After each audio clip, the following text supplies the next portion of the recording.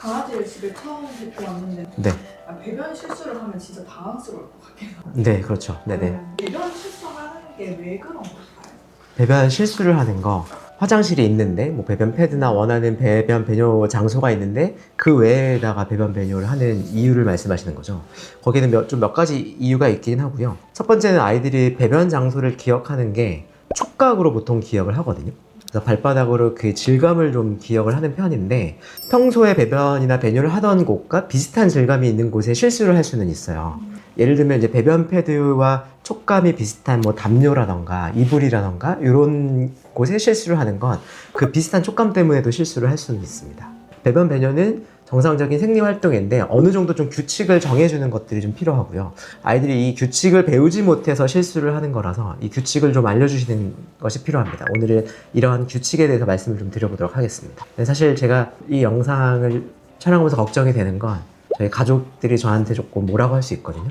왜냐면 송송이가 7, 8번은 잘하는데 2, 3번은 실수를 해요. 근데 이제 그 실수하는 모습을 볼 때마다 이제 제 와이프나 소율이가 아빠가 수의사인데 송송이 왜 실수를 하냐 자꾸 저를 탓하거든요.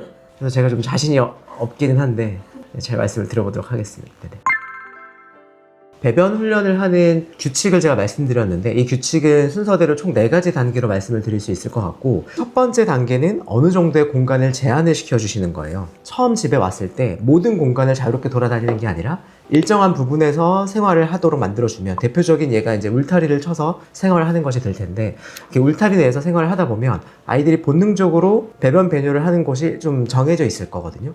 거기서부터 훈련의 시작이 좀 필요하긴 합니다. 처음부터 집 전체를 아이들이 활동할 수 있는 공간으로 주는 게 아니라 어느 정도 구획이 된 작은 공간으로 시작을 해서 거기에 이제 아이들이 잘 수 있는 잠자리 공간이라던가 식사 공간, 배변 공간을 어느 정도 구분을 시켜주시는 거고, 경우에 따라서는 처음부터 잘했다는 아이들도 제가 경험을 하거든요. 그래서 진료 보다 보면 보호자님께서 우리 아이는 뭐 별도로 교육을 하지 않았는데 패드만 깔아줬을 뿐인데, 혹은 배변 판만 깔아줬을 뿐인데 처음부터 잘했어요 라고 하는 분들도 계시긴 해요. 근데 이제 작은 울타리라고 하더라도 그 공간 안에서 매번 다른 곳에 보지는 않아요, 배변 배뇨를. 그래서 배변 훈련 같은 경우에는 좁은 공간에서 시작을 하게 되면 보통 일정하게 어느 공간에서 아이들이 배변을 보기 시작하거든요. 그럼 그 부분에다가 집중적으로 배변 패드를 깔아주시는 거예요. 그 장소가 한 군데가 아니라 2, 3군데다라고 한다면 그 2, 3군데 모두에다가 패드를 깔아주시는 거죠. 여기서부터가 이제 규칙의 시작이 되는 거죠. 최대한 넓은 범위로 패드를 깔아주셨다고 한다면 시간이 지날수록 아이들이 보는 곳이 있고 안 보는 곳이 있을 거예요. 그러면 안 보는 곳의 패드를 점점 줄여주셔서 그 공간을 조금 줄여주시는 것들이 필요합니다. 그래서 그 공간이 점점 줄어들면 어느 순간 그 패드에서만 아이들이 배변을 할 거거든요. 그러면 아이들이 활동하는 공간을, 울타리를 조금 넓혀주신다거나 아니면 울타리를 사용하는 시간과 그렇지 않는 시간에 구획을 가져주시는 것들이 좀 필요해요. 송송이들 처음 왔을 때는 울타리 내에서 생활을 했거든요. 그래서 그 안에 집도 만들어주고 식기도 좀 만들어주고 반대편에 이제 패드를 좀 많이 깔아줬었고, 점점 패드를 좀 줄여주는 방법이었고, 그 다음부터는 한 번에 울타리를 없앤 게 아니라 울타리 문을 좀 열어놓고 밖에서 생활하는 시간과 안에서 생활하는 시간을 나눴었고요. 이후에는 문이 항상 열려 있어서 송송이가 들어가고 싶을 때는 들어가고 나오고 싶을 때는 나오고, 이렇게 생활을 좀 한동안 했었고, 여기서 적응이 되고 나서는 울타리를 모두 치워줬었습니다. 첫 번째 이러한 공간의 제한을 만들어 주셨다면, 두 번째는 칭찬을 통한 행동을 강화시켜주려는 노력이 좀 필요합니다. 여기서 주의하셔야 될 것 2가지는, 첫 번째는 그 타이밍이 매우 중요합니다. 시간이 불과 몇 초만 지나더라도 아이들이 그 행동과 칭찬을 연관해서 생각하지 못할 수도 있어요. 그래서 그 행동을 하자마자 대부분은 아주 빠른 시간 0.5초 이내에 칭찬을 해줘야만 그 행동이 강화될 수 있고요. 아이가 배변 배뇨를 하는데 0.5초 안에 칭찬을 하는 것들이 매우 어렵긴 하거든요. 그렇기 때문에 배변을 하면 칭찬을 해줘야지가 아니라 배변을 할 타이밍을 기억하셨다가 그 타이밍을 기다렸다가 칭찬을 해주시는 노력이 필요합니다. 보통 아이들이 배변 배뇨를 하는 타이밍은 대표적으로 아침에 처음 일어났을 때 화장실을 가는 경우가 많고요. 두 번째는 이제 식사를 하고 나서 사료를 먹는다거나 물을 마시고 나서 배변 배뇨를 하는 경우가 많기 때문에 그 타임을 기다리셨다가 아이들이 배변 배뇨를 하면 바로 칭찬을 해주시는 노력이 필요하고, 두 번째 제가 당부를 드리고 싶은 건, 이러한 칭찬이 반복적으로 이루어질 수 있는 칭찬인 게 좋아요. 근데 이제 대표적으로 간식을 통한 보상이 조금 쉽고 빠르기는 하나, 이후에 지속적으로 간식으로 보상을 해주기는 어렵긴 하거든요. 주식처럼 간식도 정해진 시간에 정해진 양을 주는 것들이 좀 필요한데, 배변을 잘할 때마다 간식을 주시게 되면 아이들이 뭐 사료에 대한 기호성이 좀 떨어질 수도 있고, 시간이 오래되면 경우에 따라서는 간식을 먹기 위해서 아직 배변 배뇨를 할 때가 안 됐는데 일부러 화장실을 다녀오는 경우도 있습니다. 그래서 가장 좋은 보상은 칭찬이 될 거고 놀이가 될 거고, 이러한 방법으로 행동이 강화되지 않을 때 한해서 간식으로 보상을 해주시는 것을 추천드립니다. 배변 훈련을 하실 때 주의하셔야 될 3단계는 하시면 안 되는 행동들이긴 합니다. 가장 큰 게 체벌을 하지 않는 거예요. 체벌을 하지 않는 이유는 여러 가지가 있는데, 이전에 제가 이제 훈련을 할 때 도움이 될 만한 영상을 찍었을 때도 긍정 강화 효과를 한 아이들과 체벌을 통해서 부정적으로 훈련했을 때의 차이점을 말씀드렸는데, 첫 번째는 처벌이나 체벌을 통해서 훈련을 받은 아이들은 이후에 공격성이라던가 스트레스에 매우 민감해진다는 단점이 좀 있고요. 그리고 특히나 배변 훈련을 할 때 체벌을 하지 않는 이유는 아이들이 지금 변을 보고 있는데, 혹은 소변을 보고 있거나 대변을 보고 있는데 잘못된 장소에서 변을 보고 있을 때 처벌이나 체벌을 하게 되면 장소를 잘못 봐서 혼나는구나 라고 인식을 하는 게 아니라 배변 활동에 대한 행동이 잘못됐다라고 인식을 할 수 있어요. 그래서 자연스러운 생리적인 현상인데 소변을 보면 안 되나 대변을 보면 안 되나 라고 인식을 할 수 있어서 그 다음 행동은 어떻게 이어지냐면, 보호자님이 계실 때는 소변이나 대변을 아예 안 볼 수가 있어요. 그래서 보통 보호자님이 안 계시는 외출하셨을 때 아이들이 몰래 소변이나 대변을 보기도 하고, 또는 그러한 증거를 없애기 위해서 흔히 얘기하는 똥을 먹는, 대변을 먹는 증상들이 이러한 처벌이나 체벌을 통해서 학습된 아이들에게서도 나타날 수 있습니다. 그래서 제가 세 번째 단계로 말씀드리고 싶은 이야기는 배변 훈련을 할 때 처벌이나 체벌을 이용하지 않는 겁니다. 그리고 네 번째 단계는 그러면 잘못했을 때는 어떻게 해야 되느냐에 대한 부분인데, 4단계는 보호자님이 아이들이 지금 실수하고 있는 모습을 보인다면 처벌이나 체벌을 하는 게 아니라 큰 소리로 주의를 좀 환기시켜 주시는 것이 좋습니다. 그래서 뭐 박수를 친다거나 소리를 통해 가지고 아이들의 주의를 조금 끌어주시고, 그 아이들이 배변 활동을 하기 전에 보이는 행동들이 있잖아요. 뭐 원을 그리면서 돈다던가 이런 모습을 원하는 장소에서 하는 게 아니라 다른 장소에서 하고 있다면 잠깐 주의를 들러주시고 원하시는 장소에 가서 잠깐 기다려주시는 노력이 좀 필요하고요. 그리고 두 번째는 그 상황을 포착하지 못해서 이미 지나가고 났는데 다른 곳에 배변이나 배변을 했을 때는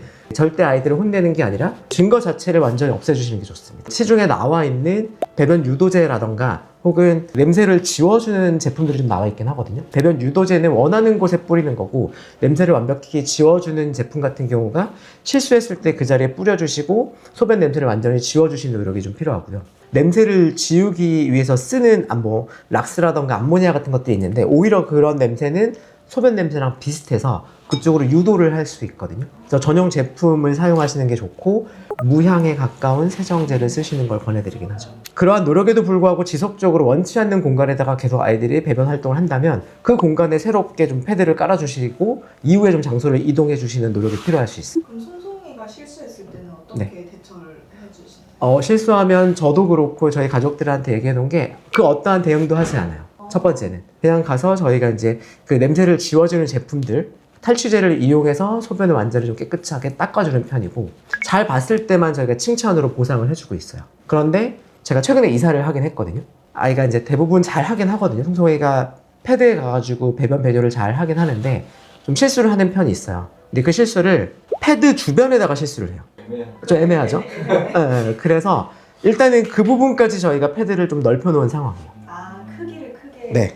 그래서 그 안에서 이제 소변이나 대변을 보도록 유도를 하고 있고, 잘 보면 패드를 깔아주는 것 공간을 조금 줄여 나갈 계획이에요. 저희가 이제 진료를 보다 보면 또 보호자님께서 물어보시는 게, 지금과 약간 비슷하긴 한데 좀 다른 게, 그 배변 패드에 딱 걸쳐서 한대요. 아, 반은. 네, 반은 패드 안에 있고 반은 밖에 있고. 네, 특히나 이제 소변은 그렇게 되게 되면 패드를 쓰는 의미가 좀 많이 퇴색이 되는 거잖아요.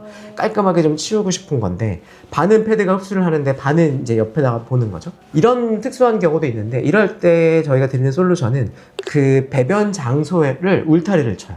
밖으로 못 나가게. 그래서 울타리 안으로 들어가서만 볼 수 있게 그 작은 울타리를 만드는 거죠, 공간을. 그래서 울타리를 만들어서 그 안에를 패드를 채워주시면 들어가서 소변을 보니까 그 중간에 걸쳐서 하는 실수를 좀 줄일 수 있긴 합니다. 그리고 훈련이 잘 되는 아이들 같은 경우에는 제가 진료를 보다가 이제 보호자 상담 중에 이런 분들도 계세요. 우리 아이는 화장실에 가서 보는 아이들이 있대요. 사람 화장실. 사람 화장실에 가서 소변이나 대변을 보는 경우, 그 부분을 훈련을 일부러 시키신 분들이 좀 계시고, 그랬을 때 좀 만족도가 높아지는 것 같아요. 집안에서 실수하는 경우 말고 네. 병원에 와서나 네. 아니면 같이 동반 가능한 카페나 음식점에서 실수하는 경우도 있잖아요. 그런 경우는 아무래도 조금 아이들이 환경이 바뀌다 보니까 실수를 할 수 있는 거고, 그래서 아까 말씀드렸던 질감을 통해서 아는 것들이 좀 중요하기는 해요. 말씀드렸던 화장실을 이용한다라고 하면, 사람 화장실을 이용한다라고 하면 사실 아이들이 나가서 화장실을 이용하기 좀 어렵잖아요. 그래서 평상시에 이제 배변 패드의 질감에 익숙해지면, 그런 새로운 환경에 갔을 때도 패드를 깔아주시면 새로운 공간에서도 그 부분이 내가 배변 활동을 해야 되는 공간이구나 라고 인식을 할 수 있는 거죠. 그래서 저는 가능하면은 배변판보다는 패드를 이용하는 거를 그래서 권장을 드리는 편이기는 하고요. 또 하나는 제가 이전 편에서 중성화 수술에 대한 것들을 말씀을 드리긴 했는데, 중성화 수술을 하지 않은 수컷의 아이들의 경우에는 많은 경우에 새로운 공간에 가서 이제 마킹을 하거든요. 이건 이제 어떻게 보면 배뇨 활동이라기보다는 영역 표시에 가까운 거죠. 근데 이런 부분은 사실 완전히 줄여주기는 좀 어렵긴 해요.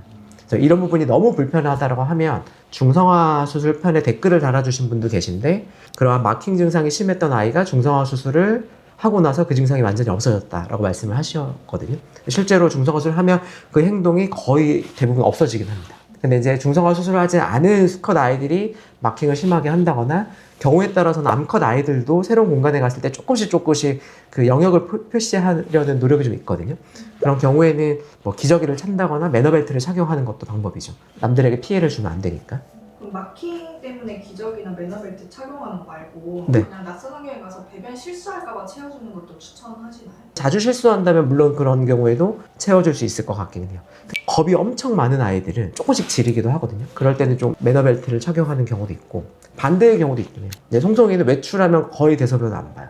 새로운 공간 가면 좀 겁이 나가지고, 저희가 그래서 스타필드는 또 아이들 데리고 산책할 수 있으니까, 펫 프렌들리 하니까, 그 날씨가 안 좋거나 많이 추운 경우에는 또 산책을 할 겸 송송이 데리고 이제 외식도 할 겸 해서 스타필드 같은 데 가는데, 저희가 막 2-3시간 넘게 있어도 분명히 이제 소변 볼 때가 됐는데도 패드를 깔아줘도 잘 안 하는 성격이긴 해요. 그래서 그런 경우에는 이제 겨우 한번 용기 내서 소변 보면 엄청 칭찬을 해주죠. 그 화장실 공간으로 정할 때 사실 사람이 원하는 공간보다 강아지가 원하는 공간을 화장실 해주는 게 맞는 거예요? 그 부분에 대해서도 말씀을 드리고 싶은 게 이런 질문이신 거죠. 패드를 이쪽에 깔아줬는데 이쪽이 아니라 저쪽에 계속 본단 말이죠. 네, 근데 난 사람은 여기다 봤으면 좋겠어요. 네. 그러면 이제 제가 말씀드린 방법을 하자면, 저쪽에다 보니까 이쪽에도 패드가 있고 저쪽에도 패드가 있어야 되는 거죠. 근데 이쪽은 안 보고 저쪽 계속 보죠. 그럼 이쪽을 치워주고 저기다 계속 보면 조금씩 장소를 이동하는 거예요. 그러니까 우리의 목표는 장소를 정하는 게 아니라 패드 위에 보도록 하는 거거든요. 그러니까 자주 보는 장소가 있다라고 한다면 그렇게 하는 거고, 다만 이 방법은 처음 방법을 못했을 때의 방법이에요. 제가 제일 처음 1단계가 공간을 제한하는 거라고 말씀드렸는데, 어린아이가 오게 되면 제가 말씀드렸던 좁은 공간에 패드를 넓게 깔아주는 것부터 시작인 거잖아요. 질문해 주신 내용은 그런 것들이 이루어지지 않은 상태에서 전체 공간을 썼을 때의 문제점이거든요. 근데 충분히 이해가 되는 건 성견이 돼서, 혹은 아이가 너무 활동량이 많고 대형견이라서 좁은 공간에서 시작을 못하는 경우가 있을 수 있어요. 그런 경우에는 지금처럼 아이들이 자주 보는 공간에다가 패드를 깔아주시는 후에 그 이후에 그 패드의 위치를 바꾸시는 노력이 좀 필요할 수 있습니다. 전제사항은 모든 아이들이 다 배변 훈련을 잘 하느냐, 아이들에 따른 개체차도 분명히 존재하지만 그 시기적인 타이밍이 분명히 존재하거든요. 대부분의 사회화가 끝나는 보통은 뭐 한 2에서 4개월, 이때 교육 효과도 가장 커요. 그래서 배변 훈련이나 배뇨 훈련도 요 시기에 가장 크기 때문에 그때 잘 해주시는 것들이 좀 필요하고, 다만 이 시기를 놓쳤다라고 해서 못하는 건 아니고, 이 시기에 비해서 좀 많은 시간과 노력이 필요할 수 있다라고 생각하시고 인내심을 가지고 방법을 해주시는 게 좋긴 합니다.